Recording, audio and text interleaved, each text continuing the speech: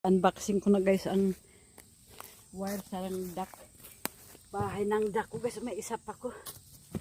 Dumating na kaya gawan ko na bahay. Para hindi na ako maglagay ng tubig everyday. Dito na sila lalangoy. Wow. Pero sana nabibili ko.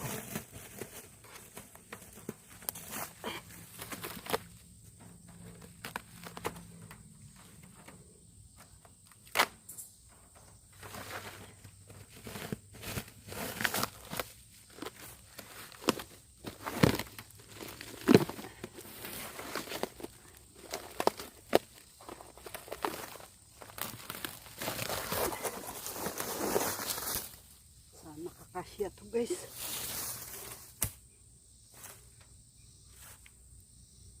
Gawa tayo bahay ng ng duck.